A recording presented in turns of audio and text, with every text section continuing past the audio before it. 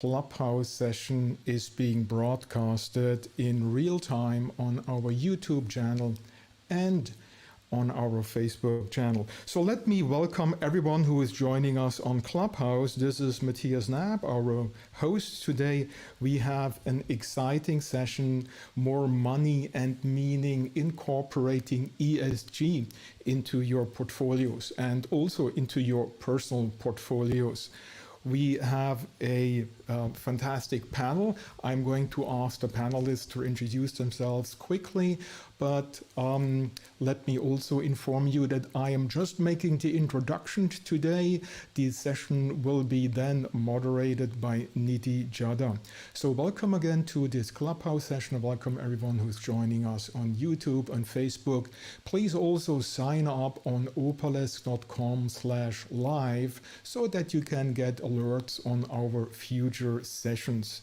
So Nidhi, let me pull you up here on my screen for everyone who is watching you live. There is a screen now coming up with your photo. Please quickly introduce yourself, Nidhi. Great. Thank you, Matthias. Hi, everyone. My name is Nidhi Chada. I'm the founder and CEO of Enzo Advisors. We are a global sustainability consulting firm focused on helping both corporations and investors to help build sustainable business models within an ESG construct. And look forward to connecting with my two fellow panelists. Right, let's go ahead with Kristen O'Grady.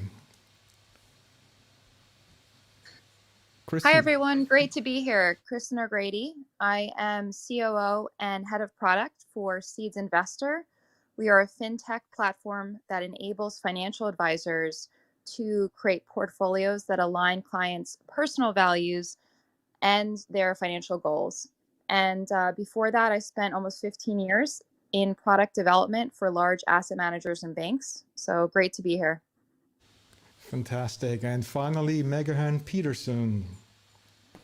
Hi, everybody. I'm Director of Sustainability at Enzo Advisors. I work with Nidhi to help grow the business, and I have about 5 years experience in ESG, and before that I was in international development. Great, thank you. I'm calling now Nidhi. Nidhi, please go ahead. Great. Well, thank you, first of all, Matthias, for the time, and then Kristen and Megan for the panel. Really excited for today's conversation. And in light of what we've seen over the last year, really the last 2 years, with the growth in ESG and the so-called fad that folks thought it was, is really turned into more of a movement. And in fact, it's in many cases a tectonic change that we're seeing. And it's the underlying factor, whether it's regulation, whether it's market demand, whether it's corporate social responsibility, and the focus are all leading this to a multi-year trend. And I want to kick things off by talking a little bit about this past year. Since the pandemic, there has been a significant focus on corporate social responsibility across the board, whether it's companies, institutional investors, or even individuals who are managing their own personal portfolios. There is more of a focus around people wanting to invest based on their personal values. So, Kristen, if we can kick it off with you, how does a retail investor begin to think about aligning their values to their personal portfolios? Where do they even begin?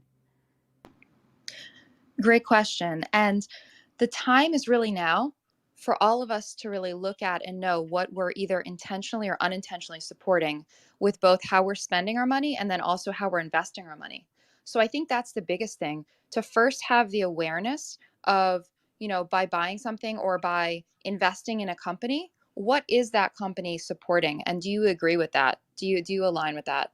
And, especially now throughout the last year with the pandemic and with now all of the social justice issues that have come to light and climate change, it's more important than ever. And we're seeing more and more demand, and for people looking at, hey, how are my investment dollars really affecting the world? What am I investing in? And given this, especially the time right now, we're all looking for this meaning and this knowledge. It's very powerful to understand how you're investing. And just one quick example, many of us, are believing in the social justice reform, et cetera. And we don't realize that some of the index funds or even mutual funds that we're invested in just our main investment portfolios could be invested in private prison companies. So once you start actually looking at what's underlying some of these very broad market indices, we can see that there's certain companies that we may not agree with. And so that's why, at Seeds, we first understand what individuals' values are, and then we're building intentional portfolios of companies that are making positive choices for the earth and for people. And so, in this talk, we can definitely talk more about how then to shift what you're invested in the companies and the products to align with your values. And but the first step is really acknowledging that and understanding what you own. And Kristen, one other follow-up to that. Are you seeing the demand mostly amongst the millennials, or is this fairly broad-based?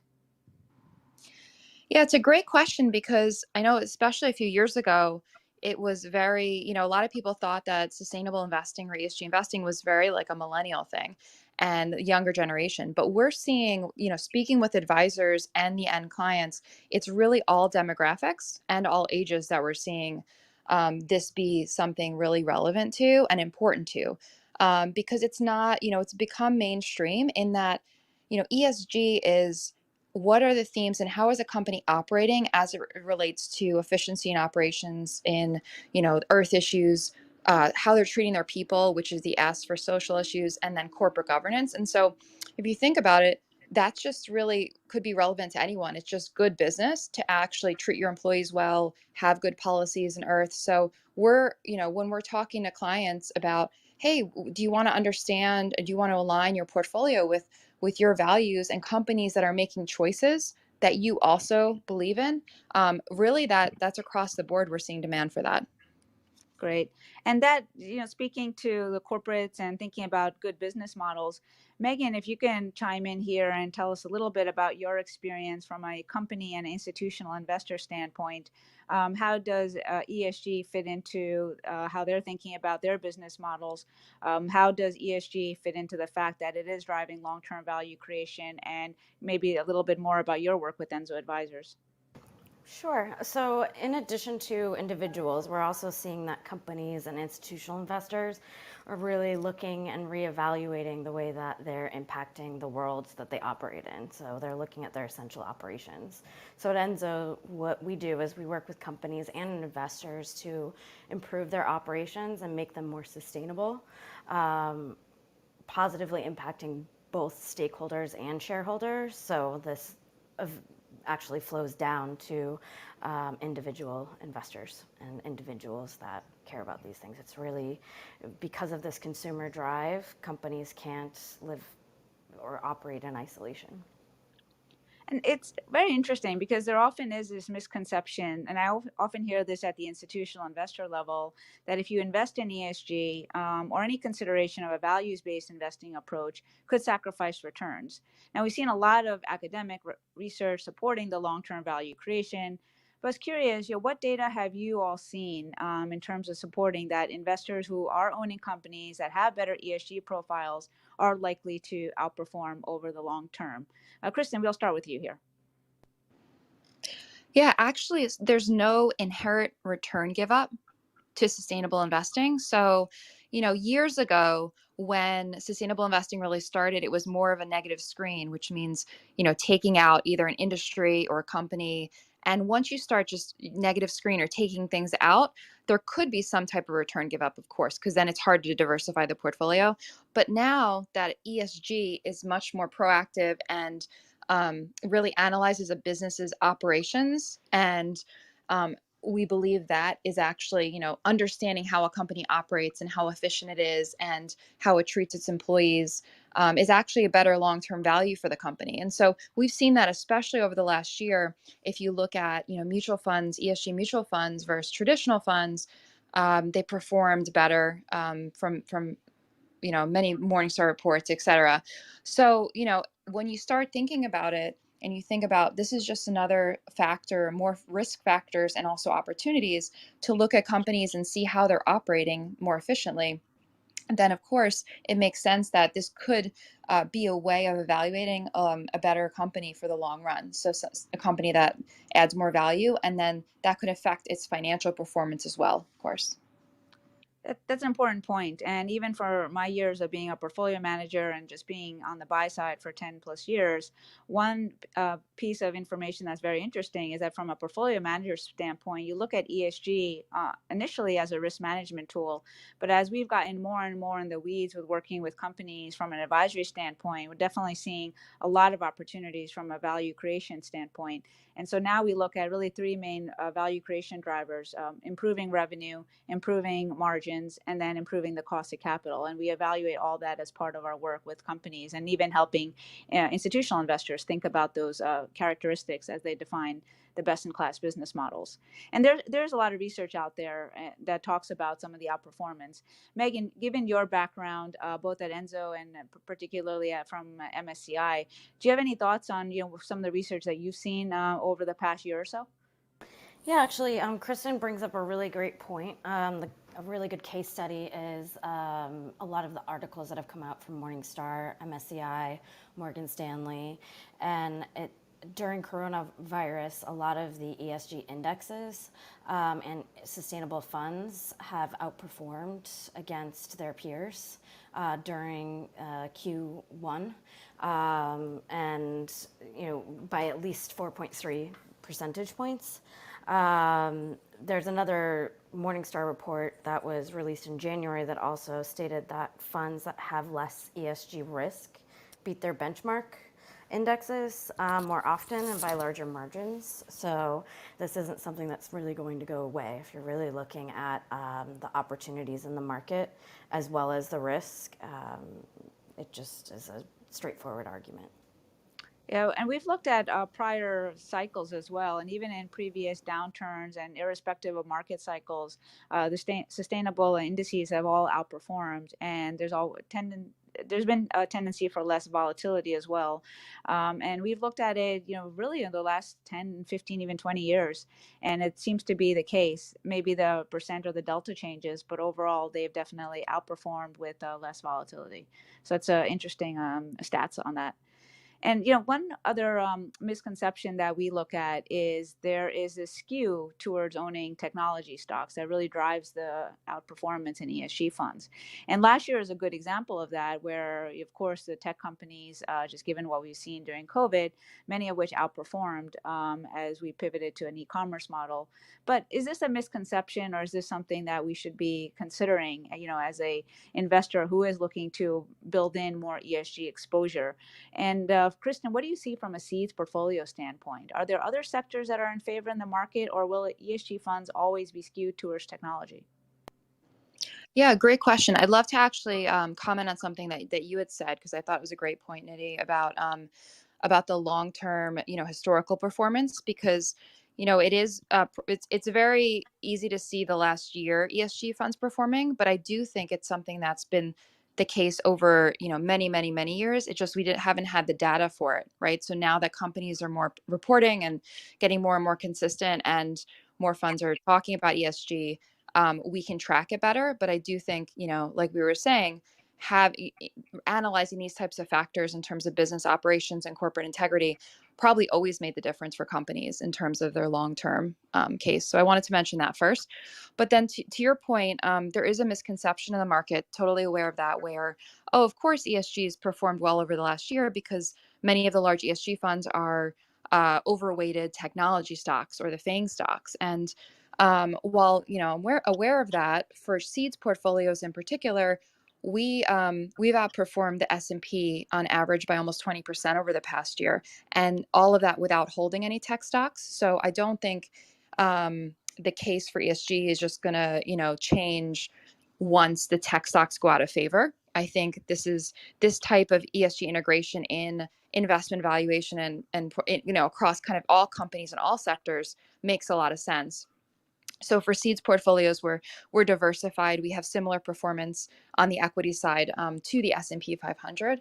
And, we believe in the ESG integration as another layer to really analyzing and constructing portfolios that can grow wealth, but also align with people's values. So I don't think it's, I don't think the tech stock argument is necessarily valid. And I think ESG is something that it won't even be called ESG in the future. It's going to be just good portfolio management, good portfolio investment. That's very helpful. And Megan, you've done some work on the tech sector at Enzo Advisors in terms of looking at the ESG ratings, profiles, and really getting into the weeds from a material factor standpoint. What are you seeing on that front on the technology point? So I think there's a lot of pressure for tech companies in a few areas, such as data privacy, security, and labor issues, just to name a few that Kristen has brought up as well. And there is something to say that big tech CEOs can't really ignore this pressure. Amazon's a really good example because that's not in a lot of ESG funds or indexes. And with ESG funds really growing and expected to grow more in 2021, large companies really can't ignore the need to implement changes and increase their ESG ratings. So they'll be really missing out on a large market opportunity if they don't move. Yeah, it's interesting because we're seeing a really mixed bag in terms of the tech sectors and what they're doing on the ESG front. I mean, there are some companies that are best in class that are doing quite a bit on the climate side, as well as the social, particularly the D&I front, which has been very interesting, whereas others have been lagging. And I think we have seen over the past year that even the response to COVID has been mixed and it's been all over the map. And as we've been looking at some of these new CSR or corporate social responsibility reports that are coming out, we're starting to see that some of these underlying issues many companies have touched upon, but we probably still have a long way to go. And the other thought would be, as we're looking at ESG investments and we're thinking about what the retail investor wants and then what they're being advised to from their financial advisors, I was really surprised to read this one statistic. It noted that 2/3 of millennials felt their advisors should include ESG investments in the portfolio, but really only 1 out of 3 did that. And I was curious why there's this disconnect. I would imagine that given this demand, financial advisors would be incorporating ESG into their work to match this demand. And Kristen, just given your experience with Seeds and being so close to the customer, what are you hearing from feedback and what are some of the challenges they face in adopting this? Yeah, it's a great point. The demand for this type of investing is huge and it's been growing, especially over the last year. I think it's more than doubled in terms of flows. And not just for millennials, as we discussed earlier, it's really across all demographics. And so a majority of people would want to invest in this way if their advisor, this opportunity was brought up to them by their advisor, or they knew about it. But many people aren't necessarily proactive with their advisor asking for this. And so I think the difficult part, and what we, when we're working with advisors as seeds, is that advisors don't know, how to have the conversation.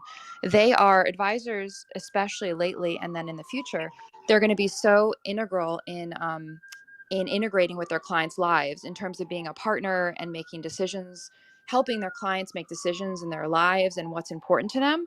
And so, if they bring this up with their clients, just like any other service in terms of planning for their lives, many clients would definitely want to align their values. And so what we're seeing at Seeds is one of the advisory teams we're working with, they brought it up to about 50 of their clients, and they brought it up. They didn't just say, "Oh, like, hey, have you heard of ESG? Do you want to have ESG investing?" Because most of us don't even know what ESG means. It's just really just an acronym.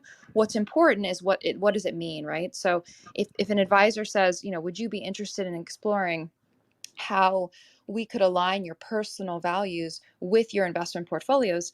When clients are asked in that way, I think only 4 of the client out of 50 said they were not interested in exploring that. And so there's a huge opportunity here for advisors that we're seeing, and that's really the genesis of Seeds and what we're doing. We're enabling the advisors to have the conversation. They can walk through a simple survey and get to the heart of what's important to a client, and then they can present the client with a multi-asset investment portfolio, core investment portfolio that aligns with those values and also aligns with the client's financial goals. So yeah, I think it's really important for advisors to be proactive in that way. And a quick follow-up for you. Are you seeing that disconnect or potential opportunity in the equity side, fixed income side, or really all the above?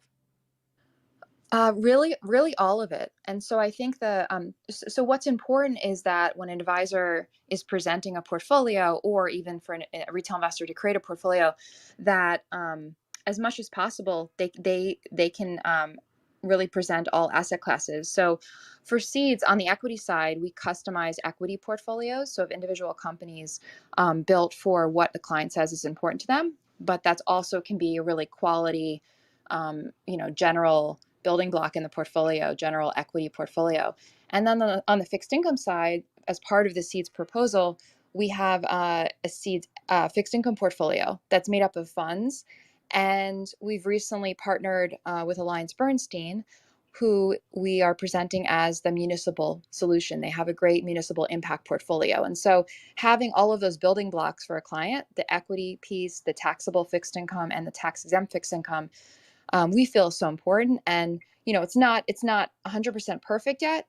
As the data and the investment and the companies start disclosing more consistently, et cetera, I think there'll be more asset classes and more choices, et cetera. But I think for a core of a portfolio, we've gotten really great feedback from advisors and the end client. Yeah, that's very interesting, and congratulations on that partnership as well. That's definitely a big step, and really shows a lot of opportunity across asset classes for you all. And Thank you. as we think about, since you mentioned Alliance Bernstein, Megan, we're thinking about the institutional investor base, and you work with them closely, not only just at Enzo's, but even more broadly and at MSCI. What were you seeing from the standpoint of, what is going to make them be more focused on integrating ESG into their portfolios and really looking into these academic research pieces and delving deeper to understand, how they could incorporate ESG better into their portfolios, and what's going to drive that impetus for the institutional market, do you think? So I think Kristen really said it very well, that ESG just needs to be a part of the investment process. A lot of financial advisors are struggling with, and institutional investors are struggling with being able to tell the story of why. It's getting better. Data will be getting better, but it is, again, that struggle with the data. And clients still want a return above all else. So really telling that story and clearly linking return to ESG and sustainability as an opportunity for resilience returns is critical. And ESG just needs to be made a little bit more mainstream, which it will over the next year, but it just needs to be an essential part of the portfolio creation process as opposed to something that's niche. Yeah, that's a very critical point that you both are highlighting, is how important it is to integrate ESG and thinking about it from that risk management and the value creation lens across the entire operations of a company. And that impacts it both from a corporation standpoint and then feeds into the institutional levels, as Megan, you called out earlier. And Megan, the other point I would say is that there's just been this lack of transparency and consistency across standards, and that's been the challenge in ESG adoption as well. It looks like we are seeing some more regulations requiring disclosure, some collaboration across these frameworks, so that should hopefully start addressing this roadblock. Could you talk a little bit about your experience at Enzo Advisors, and how is Enzo helping companies, institutions address this transparency and consistency issue? So as you mentioned, there's the consistency issue where there's so many frameworks out there, and our clients are really struggling to figure out what would be best practice. So what we do is at Enzo is we come in with a cross-functional approach when we're implementing ESG at companies, making sure that it touches upon the company's core operations. As we said before, really looking at a full companies' operations is also unlocking opportunities for companies. So you're looking at it from both a risk management and a value creation. So what we do is we structure a company's strategy and reporting, taking into account all relevant ESG standards that can be fully integrated into companies' specific operations, and then make sure that it can be reported in a comprehensive, reliable, and measurable way. So that also improves the data that's out there and helps investors be able to build and make that use case. And this data that is reported needs to really show progress against targets. One of the largest pressures facing companies in the wake of 2020 is to have more comprehensive reporting, especially on climate and diversity, equity, inclusion. So we've really focused the beginning of this year in developing comprehensive frameworks around climate to help companies build a credible plan to help them with their commitments to net zero and make sure that their plan's credible with complete transparency, looking across specific areas in climate accounting, strategy, financial impact, and making sure that's appropriately communicated. We also have developed a DEI framework, which is a scoring tool that's pretty unique because it integrates human, intellectual, social, relational outcomes to financial outcomes by looking at the impact to stakeholders and risk, and the risk of not integrating and improving practices as well. And then looking what is realistic for companies and how difficult to implement certain measures. So I'll stop That's there. very helpful. Very helpful. And Kristen, in terms of thinking about the climate side, climate change or diversity and inclusion, and other topics, is there a specific topic when you speak to investment advisors that's top of mind right now? Is it all the above, or where is that greatest need for transparency and consistency? Yeah, and I think Megan made great points about the company's operations and how that flows into the metrics and evaluation. I think it's all of the above. And especially when you're working with advisors and then working with end clients that, let's say, maybe like all of us, that maybe we haven't considered very, very specific issues, but we do believe in companies that, have efficient operations and treat their employees well, that that the way to talk about it can be in a more general but meaningful way. And so when we at Seeds talk to our clients and in our technology platform and survey process, we talk about like more general issues. So recycling or corporate integrity or privacy and data security. So a financial advisor can give examples to their clients about, hey, like, do you for certain social media platforms, like, are you okay with them taking our data and or how they're using that, et cetera? So issues that people may care about. And I do think across the board, especially in the past year, you can make the case that, the climate change, social issues, kind of all of it is really bubbled up in a really great way, because now that it's all in focus, both companies, as Megan was talking about, as well as individual investors can really do something about it now.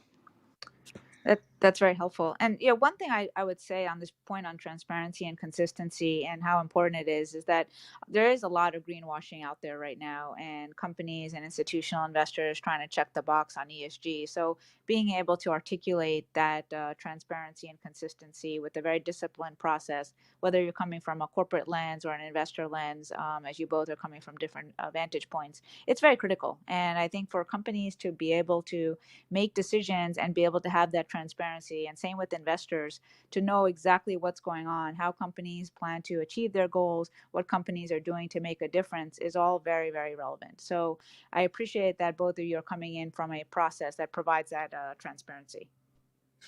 Yeah, I mean, that's a great point. And because that data is not yet consistent, but hopefully we'll get more and more so as companies report more and there's more consistency in the regulation and how they do that. Hopefully that will become more and more consistent and be beneficial for investors to compare companies apples to apples. With our Seeds process, we're also a sub-advisor. So we're creating and managing portfolios.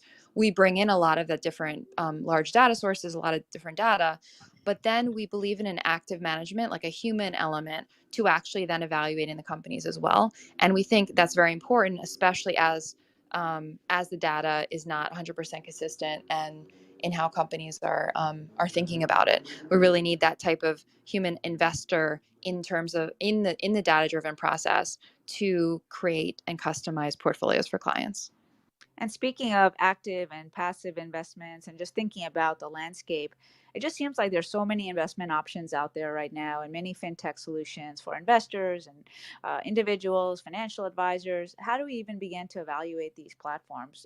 Kristen, you could probably give us a start on this question. Just given your background here, what should we be looking for, and what differentiates Seeds from the rest of these fintech solutions? Yeah, it's a great question. And my background is in investment product development. So A lot of my background is in creating mutual funds and ETFs and all that. And I think for the right type of exposure investment, like there's nothing wrong with having an ETF or a fund, et cetera. But to your point, for in ESG in particular, there's so many products now, and it's very confusing for individual investors and also for advisors to use these products and create different portfolios.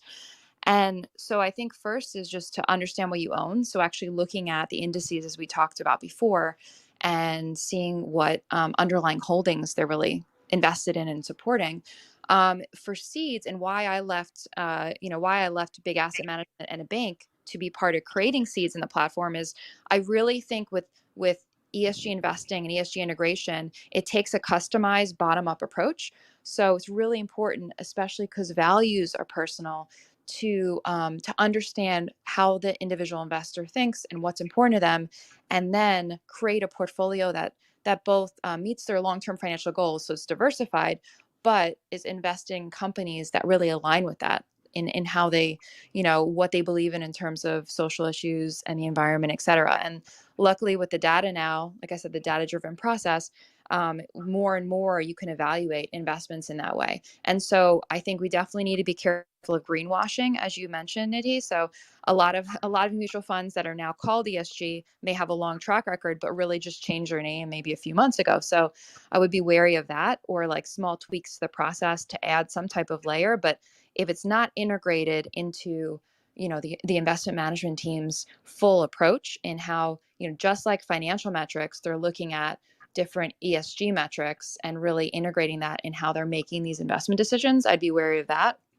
But yeah, I think for platforms, there's definitely different differentiators. And like I said, for the customized personalization of really having an easy process to understand a client's values and then be able to present a really fully integrated ESG portfolio to a client. That's what we're doing at Seeds with financial advisors.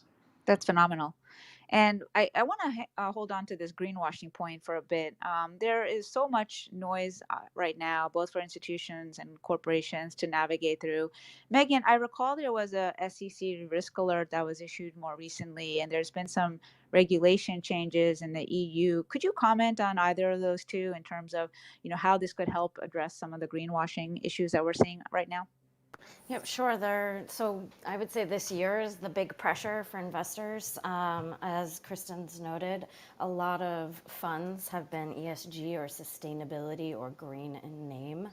And the SEC recently came out with a risk alert, just looking at showing or disclosing the areas that their analysts are going to be looking at as far as ESG funds to see if they're just ESG in name. On the other side of that, the EU has activated regulation called SFDR, which requires any financial market participant of a certain size that markets or provides products within the EU to have detailed disclosure. Right now, it's at the entity level for their due diligence if they're advertising any sustainability process to avoid this kind of greenwashing. So we're now in a state where any financial market participant, especially operating in the EU and US markets, can't put a name on something without actually being able to back it up. Oh, that's an important point. This to driving a focus on addressing greenwashing and just frankly even ESG in general. So I think it's going to be a very interesting year, a couple of years for us on multiple fronts. Now, just going back to the portfolio construction a bit, Kristen, maybe you can comment a bit here. That are going to start helping to drive the improvement in transparency and consistency. We're obviously not there yet. There's a lot of noise with ESG data providers having their own methodologies. How do you even begin to construct an individual portfolio when there is so much inconsistency across these agencies? Yeah, it's a great question. And I think, almost every asset manager and wealth professional, I think is trying to figure this out. And that was part of the reason we created Seeds, to make that the process and also the portfolio construction more simple for advisors to really take into their practice and help them work with their clients, deepen relationships, and grow their businesses. And so I think so what we're doing at Seeds is we're bringing in the different data providers, and luckily there's more and more being reported, and more and more in terms of how you can actually look at ESG. And so we're bringing that in, and instead of starting with just a benchmark, we're starting with really the full universe of companies, and right now mainly US, but and we're taking that down through a data-driven investment process to get down to a universe where then we have what I just talked about, also the deep dive investment analysis. So actually looking at those companies that make it through what we're, our process and what we're screening out from a data perspective, both on the ESG side and on the financial side. And then once we have that, depending on what the end investor or the client is telling their advisor, we can then create customized portfolios based on the companies that are really strict in terms of the ESG integration, as well as really good from a long-term financial viability. And so I think all of that, it is challenging to do that. That's why a lot of, I think, advisors just buy an ETF or buy a fund. The only problem with that is what we talked about. I mean, a lot of them are maybe, greenwashing. They're including things that maybe you don't believe in, or and things like that. They're very generic. And so having a platform that actually can be customized to your personal values and your financial goals, like Seeds, we think there's a benefit there for investors. Got it. And I think as the three female entrepreneurs presenting on this panel, we of course have to talk about diversity and inclusion being one of those areas where a lot of dollars are being thrown by corporations, but we're not necessarily seeing that accountability and some of these initiatives really shape out and drive meaningful value just yet. So we're early days there. Megan, you've been very actively involved in building some of this transparency, and just like Kristen's been working on this from the from the retail investor side, you're seeing it from the corporate and institutional investor side. Could you highlight a little bit more about that diversity and inclusion framework and the level of comprehension you're putting in that framework as well? Yeah, sure. So I think going to what you said and what Kristen said, that this pressure to avoid greenwashing or diversity washing and having these high level targets without a lot to back it up, companies are now trying to really figure out how they can implement this in a tangible way that responds to investor as well as other stakeholder pressure. So what we've been doing is making sure that our frameworks and evaluating company strategies are based on the standards that exist, that can improve how ratings providers examine this, and make sure that disclosure is more tangible to avoid this type of greenwashing. So with diversity and inclusion, for example, it's been traditionally very quota-based, which isn't really holistic for a company's operations, and realistic for certain sectors. You really need to look at it from a holistic approach and a governance approach as well, and look at how a company is engaging with stakeholders. And what I mean by that is, you can set targets for and report on diversity metrics, but if you're not improving training, recruiting, as well as examining your products, it can have a significant approach, and a significant impact on consumers, because consumers are really pushing a lot of these changes that we've seen in the past year, especially with branding. So making sure that we're really looking at a company's full value chain is critical. Right. And I think the highlight is everyone looks at the diversity stats, but then if you start looking at inclusionary practices and getting into the weeds of it, it becomes a lot more challenging and more complex. And I think that's where a lot of the analysis gets left behind. Yep, and I agree. Just to add on to that, if you're just focusing on the numbers and not focusing on your perceptions, outward perceptions and practices, you could have significant controversies that will have a financial impact on your company.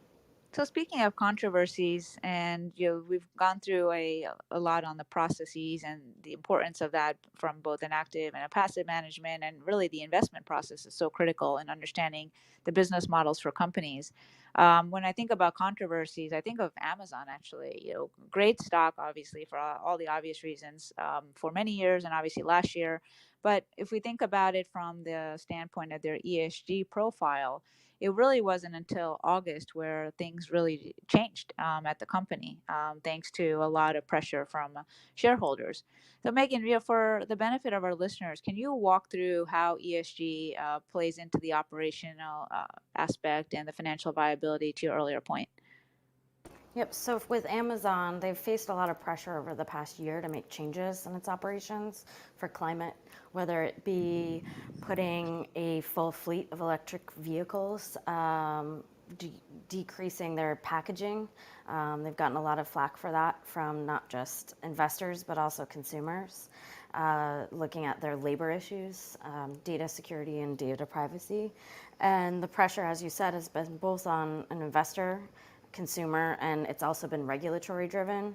Ultimately, with Bezos stepping down in February, the company's gotten a lot of backlash for racial bias, pay equity, packaging waste, carbon footprint, and it's had to pay over $60 million in a settlement with the Federal Trade Commission in February related to charges that it was misrepresenting drivers' earnings and mishandling drivers' tips. It's very interesting. And Kristen, is this where you were commenting earlier about the importance of active management flowing through? How do you approach the Amazon example? Yeah, it's a great example. Exactly. So, some of the ESG data can be backward looking. And so if you look at some of those, the different areas and metrics that Megan just mentioned, it could be rated from some of those ESG data providers as a good company and a good investment. And so if you're relying on like a robot platform, a robo advisor to create you an index and use just data to bring in certain companies like Amazon, it could be including certain companies like that. Whereas if you really dig into some of the companies and issues and what they're saying and have an eye toward not just the data, but also a qualitative view on it from an investment perspective, that really can help you in terms of constructing portfolios. And so, luckily it sounds like Amazon's turning it around, and that's just an example, of course. But I think that's where we think, active management in addition to the data is really important. And the other thing I think about that is how important the stories are, right? So when we're at Seeds, when we're working with financial advisors and their end clients, it's not just about necessarily the metrics and the data, but it's about those company stories that people want to hear and they want to relate to. That's interesting.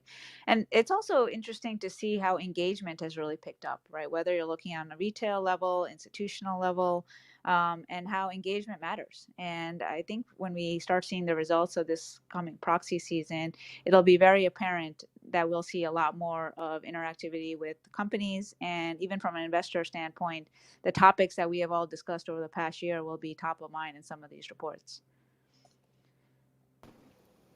So I'd like to end on one final question, which is really talking about impact. Now, we found that there are a lot of investment options. Let's assume we're all getting more comfortable with the ESG data. Regulations are helping to drive that improvement in disclosure. But how does an investor at the end of the day know that their portfolio is having a positive impact on the world? And Megan, I'll start with you here, given your deep experience on the impact side from your MSCI days. Yeah, I think that it's the story that companies ultimately tell and how they do it in an effective way, and making sure that it's actually true. From the corporate side, what we try to do really is help companies communicate to investors. Once a company has sustainable operations and cultures, it's really important to show those metrics and make sure that they're measurable, again, to help with this data issue. And just like a financial statement, ESG metrics, when possible, should be quantitative and examined against measurable and achievable targets, so they can be accountable. And again, make sure that it's specific to a company's operations. You don't just want to throw in metrics there because they're trendy. You really want to make it applicable to your operations. And some metrics that we're seeing is, an electronic vehicle fleet by 2023, measuring tons of wastes from manufacturing, making sure that there's no human rights incidences, which is also regulatory driven, and other really high risk labor or consumer issues. Impact metrics really, they're not consistently used in a lot of investment strategies, which Kristen can speak to more. And why Seeds is different when it comes to building an ESG-oriented investment, especially with ETFs. A lot of ETFs are thematic, so they'll be focused around renewable energy or clean tech, or they'll have the label of ESG oriented, but they rely on an ESG rating sometimes. Additionally, a renewable fund, for example, could incorporate specific carbon emissions metrics, but they might not look at other issues such as labor or social issues. That's an excellent point, and particularly comes across as you're working with corporations too, in terms of developing a more customized impact metric route as well. And then, Kristen, you all recently partnered with Just Capital to focus on a lot of the impact side of things. But what are your thoughts in terms of how does an investor know that they're really having a positive impact on the world, depending on how they're investing in their portfolio? Yeah, we at Seeds think about this from a behavioral finance point of view. And so as part of the process that a financial advisor would sit down with a client and undergo, there's a few questions in that survey process that really gets to how does the end individual think and how do they make decisions. And so what resonates for one person in terms of the impact they're having may not resonate with somebody else, depending if the investor is more analytical and they just want to see that ESG investments perform better financially, or if they're more big picture and they want to see their impact and they want, those stories. So they want to hear about the end company and what they're doing for the world. And so within the Seeds platform experience, at the end of that survey process, the advisor can then propose, the investment portfolio we talked about, the multi-asset portfolio. And in addition, we're showing the impact metrics. So the proposed portfolio, what type of different impact that can have. So, the average company in your portfolio, in your Seeds portfolio, performs 86% better, let's say, than in terms of recycling than the average company or other different impact areas.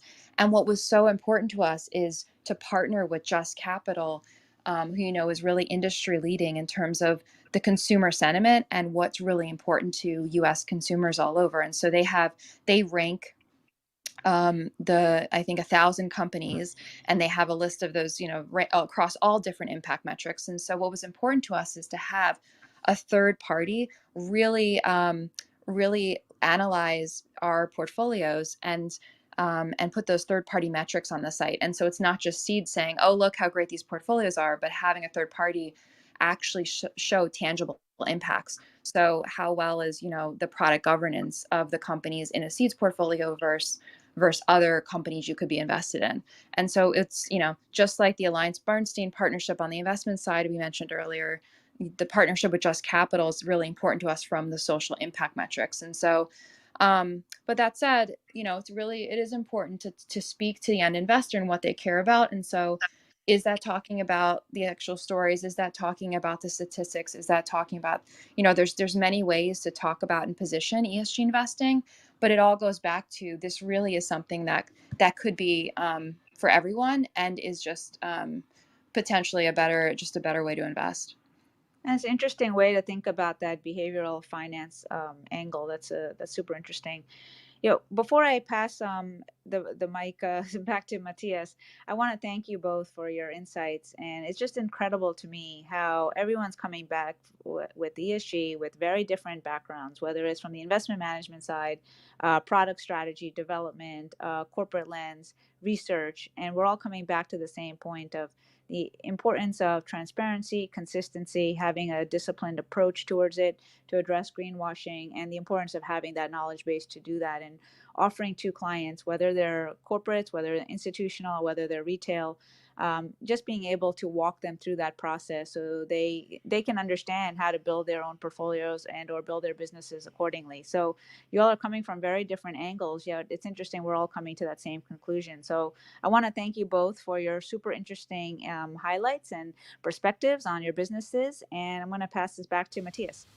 Great. So thank you all. Thank you, Nidhi, for moderating this. Kristen and Megan, fantastic panelists. This was a extremely relevant discussion, and this is also the reason why I have recorded it, and I'm going to broadcast this as our podcast. You find our podcasts when you Google for alternative investments : Clubhouse sessions. So we will be back here on Clubhouse. Please watch the opales.com/live section. We are not only doing this on Clubhouse, but also streaming on YouTube and Facebook for everyone who does not have a Clubhouse account. So I'm going to end the broadcast now. I'm going to end the room. I am thanking, of course, also all our listeners today. Be well, all the best. And of course, we'll all stay tuned to ESG. I live in Europe. I have seen the theme emerge on the institutional side, on the retail side. It's my personal conviction that this is a process that will actually not end. So ESG will become better, more important, and penetrate more of what all we are doing here in the financial industry. Thanks again, everyone. Thanks, our panelists. All the best. Bye-bye. So.